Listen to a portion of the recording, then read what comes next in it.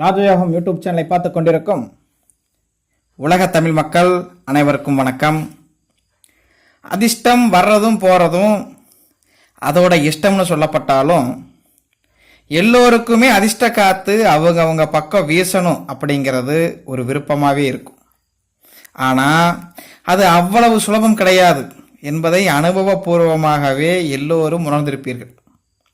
அதே சமயம் எதிர்பார்க்கிற சமயத்தில் அதிர்ஷ்டம் எட்டி பார்க்கலைனாலும் அதோட இஷ்டத்துக்காவது எப்போதாவது வந்து கதவை தட்டாதா என்பதை தெரிஞ்சுக்கிறதுல எல்லோருக்குமே ஒரு விதமான ஆசை ஆர்வம் கண்டிப்பாக நிச்சயமாக இருக்கும். இந்த உலகத்தில் பிறந்த எல்லாருமே ஏதாவது ஒரு காலகட்டத்தில் நிச்சயமாக அதிர்ஷ்டசாலியாக இருப்பாங்க. அதுதான் உண்மை. ஜோதிட சாஸ்திரம் ஒவ்வொருத்தரோட சுய ஜாதகத்தை, அதாவது ஜனனகால ஜாதகத்தை முழுமையாக அலசி ஆராய்ஞ்சு பார்த்தா அதிர்ஷ்டம் வரக்கூடிய காலகட்டத்தை துல்லியமாக தெரிஞ்சுக்கலாம்னு சொல்லுது. அதே சமயம் எல்லாராலையும் ஜாதகத்தை எடுத்துகிட்டு போய் சரியான ஜோதிடம் பார்க்குறவங்க கிட்ட காட்டி தெரிஞ்சுக்க முடியறதில்ல. அதுக்கு காரணம் பிறந்த நட்சத்திரம் ராசி தெரிஞ்சவங்க பலர்கிட்ட ஜாதகம் கைவசம் இருக்கிறது கிடையாது.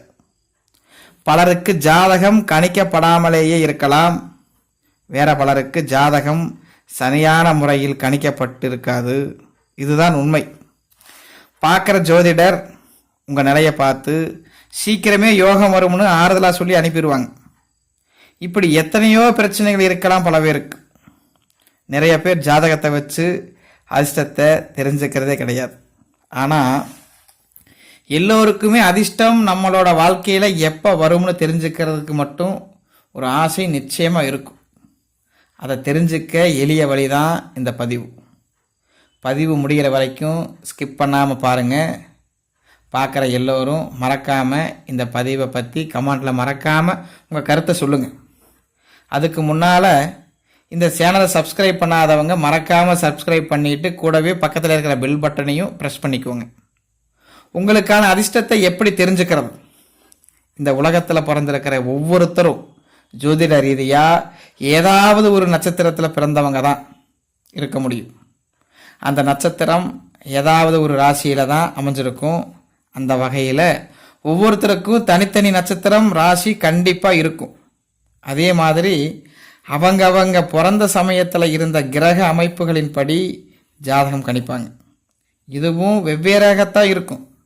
அப்புறம் எப்படி பொதுவாக பலன் சொல்கிறது? அதுக்கு எளிமையான வழி, குருவோட பாரியாயத்தை கணக்கு போடணும். அது என்ன குரு பாரியாயம்னு கேட்குறீங்களா? எல்லோரோட ஜாதகத்திலையுமே முக்கிய பங்கு வகிக்கிற கிரகம் குரு பகவான். குரு பகவான் வருஷத்துக்கு ஒரு தடவை ஒரு ராசியில் இருந்து இன்னொரு ராசிக்கு மாறுவார். இந்த கணக்குப்படி ஒவ்வொருத்தரோட வாழ்க்கையிலையும் 12 வருஷத்துக்கு ஒரு தடவை அவங்க பிறக்கும்போது குரு பகவான் எந்த ராசியில் இருந்தாரோ அதே ராசிக்கு குரு பகவான் மறுபடியும் வருவார். உதாரணமாக ஒருத்தர் பிறக்கும்போது குரு பகவான் மேஷராசியில் இருந்தார்னா 12 வருஷத்துக்கு அப்புறம் மறுபடியும் மேஷராசிக்கு வருவார். அடுத்த 12 வருஷத்துக்கு பின்னாடி இன்னொரு முறை இதே மாதிரி சுழற்சி முறை போயிட்டே இருக்கும். இப்படி 12 வருஷத்துக்கு ஒரு சுற்று வர்றதையே குரு பாரியாயம்னு சொல்லுது ஜோதிட சாஸ்திரம். குரு பாரியாயத்தோட அடிப்படையில் ஒவ்வொருத்தரோட வாழ்க்கையிலையும் 12 வருஷத்துக்கு ஒரு தடவை கண்டிப்பாக மாற்றங்கள் வரும். அதனால தான் 12 வருஷம் வாழ்ந்தவனும் இல்லை, 12 வருஷம் கெட்டவனும் இல்லைன்னு பெரியவங்க சொல்கிறாங்க. இப்போ புரிஞ்சதா?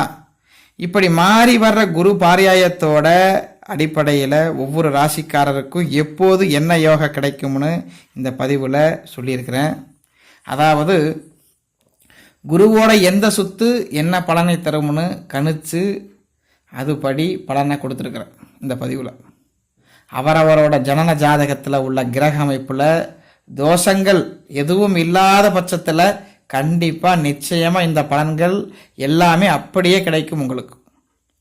ராசிப்படியான பலன்கள் பொதுவாக சொல்லப்படும் போது 60% எல்லோருக்குமே அது பொருந்தக்கூடியதாகவே இருக்கும். இந்த பலன்களை நட்சத்திர ரீதியாக சொல்லும்போது இன்னும் கொஞ்சம் கூடுதலாக, அதாவது சுமார் 80% பொருந்தக்கூடியதாக இருக்கும் என்பதனால் ராசிப்படியான பலன்களோடு நட்சத்திர ரீதியாகவும் பலன்கள் அடுத்தடுத்த பதிவாக கண்டிப்பாக உங்களுக்கு தரப்போகிறேன். அதையும் மிஸ் பண்ணாமல் பாருங்கள். 27 நட்சத்திரங்களில் தலா 3 நட்சத்திரங்களை ஒரு குறிப்பிட்ட கிரகத்தோட ஆட்சிக்கு உட்பட்டு இருக்கும்படி ஜோதிட சாஸ்திரத்தை வகுத்திருக்காங்க. அந்த வகையில் 3 நட்சத்திரம் ஒரே வரிசையில் அமையும். அப்படி அமையும் வகைப்படி நட்சத்திரங்களை 3 பிரித்து நட்சத்திர யோக பலன்கள் தரப்போகிறேன். அதையும் மறக்காமல் பாருங்கள். உங்களுக்கு ராசி தெரியும்னா அதன் அடிப்படையில் உங்களுக்கான யோக பலன்கள் இந்த பதிவை பார்த்து தெரிஞ்சுக்கோங்க. நட்சத்திரம் தெரியும்னா உங்கள் நட்சத்திரப்படியான அதிர்ஷ்ட பலன் எந்த வரிசையில் வருதுன்னு பாருங்கள். அதில் சொல்லியிருக்கிற விஷயங்களையும் பதிவை பார்த்து தெரிஞ்சுக்கோங்க. கிரகங்களோட அனுகிரகம் இருந்தாலும் திருமகளோட பார்வை பட்டாதான் அதிர்ஷ்டம் தேடி வரும். மகாலட்சுமியோட திருப்பார்வை உங்கள் மேலே படவும் செல்வங்கள் உங்களை தேடி வரவும் ஜோதிட சாஸ்திர பரிகார ரீதியான எளிய யோசனைகள் சிலவும் இந்த பதிவில் சொல்லப்பட்டிருக்கு. அதில் உங்களால் முடிஞ்சதை கடைப்பிடிங்க, சரிங்களா? இதை செய்கிறதோட உங்கள் குலதெய்வத்தை அல்லது இஷ்ட தெய்வத்தை தினமும் வழிபடணும். பெற்றோர் பெரியோரோட மனசு கோணாமல் நடந்துக்கணும். தெய்வங்களின் அருளும் பெற்றோர் பெரியோரின் ஆசையும் கண்டிப்பாக உங்களுக்கு கிடைக்கும். கிரகங்கள் அனுகிரகம் செய்யும். அதிர்ஷ்டம் உங்கள் வீட்டு கதவை கண்டிப்பாக தட்டும். உங்கள் வாழ்க்கையும் ஆனந்தமயமாகும் இனிமேல். இதில் மகரம் ராசிக்காரர்களுக்கென்று பார்க்கும் பொழுது மனசாட்சிக்கு கட்டுப்பட்டு செயல்படக்கூடியவர்கள் இந்த மகரம் ராசிக்காரர்கள். இந்த மகரம் ராசிக்காரர்களின் வாழ்க்கையில் தெய்வ அருள் கண்டிப்பாக நிறைந்திருக்கும்.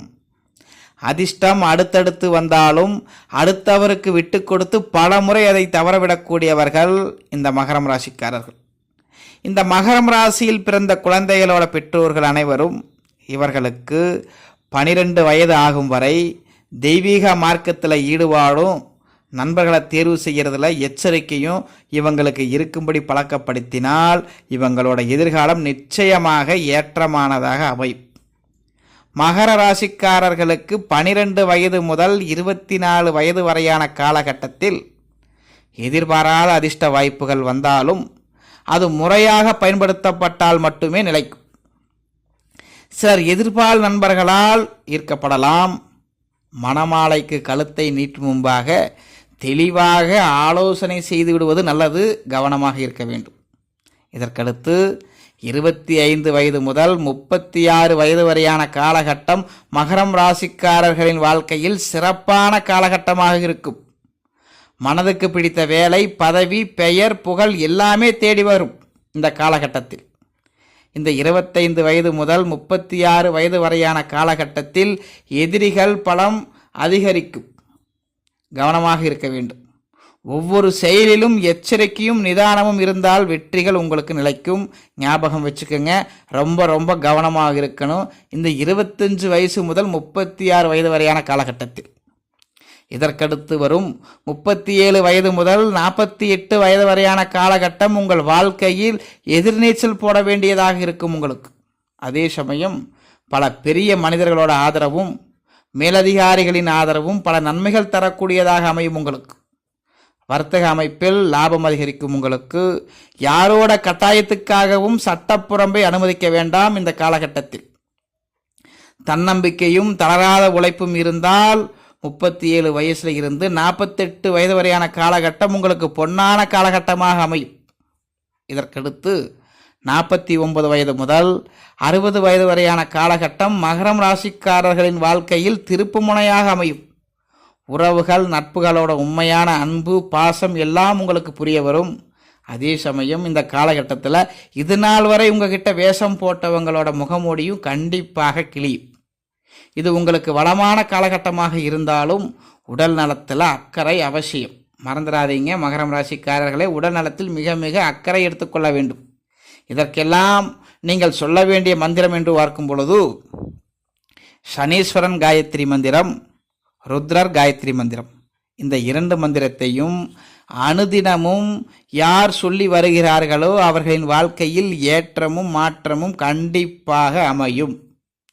அந்த சனீஸ்வரன் காயத்ரி மந்திரம் என்று பார்க்கும் பொழுது ஓம் காகத்வஜாய வித்மகே கட்கஹஸ்தாய தீமகி தன்னோ மந்தா பிரசோதயாத். இதற்கடுத்து ருத்ரர் காயத்ரி மந்திரம். ஓம் தத்புருஷாய வித்மகே மகாதேவாய தீமகி தன்னோ ருத்ரா பிரசோதயாத். சனீஸ்வரன் காயத்ரி மந்திரம். ஓம் காகத்வஜாய வித்மகே கட்கஹஸ்தாய தீமகி தன்னோ மந்தா பிரசோதயாத். ருத்ரர் காயத்ரி மந்திரம்.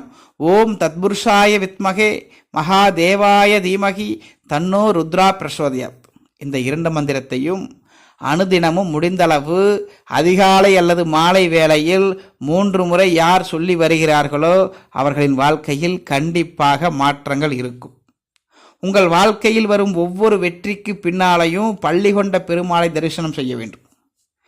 வருடம் ஒரு முறையாவது ஸ்ரீரங்கம் ரங்கநாதர் கோயிலுக்கு போய் வர்றது உங்களுக்கு நல்லது. நேரம் கிடைக்கும் போதெல்லாம் ரங்கநாதரை வழிபடுங்கள். உங்கள் வாழ்க்கையில் நல்ல முன்னேற்றம் கண்டிப்பாக கிடைக்கும். சகல செல்வங்களும் சௌபாக்கியங்களும் அதிர்ஷ்டமும் ஏற்றமும் மாற்றமும் கண்டிப்பாக உங்கள் வாழ்க்கையில் இருக்கும். இந்த பதிவு உங்களுக்கு பிடித்திருந்தால் உங்கள் நண்பர்களுக்கும் உறவினர்களுக்கும் மறக்காமல் ஷேர் செய்யுங்கள். நன்றி, வணக்கம். ஓம் நம சிவாய. செம்புலிங்கனே போற்றி போற்றி, தென்னாடுடைய சிவனே போற்றி, எந்நாட்டவர்க்கும் இறைவா போற்றி. ஓம் நம சிவாய. திருச்சிற்றம்பலம்.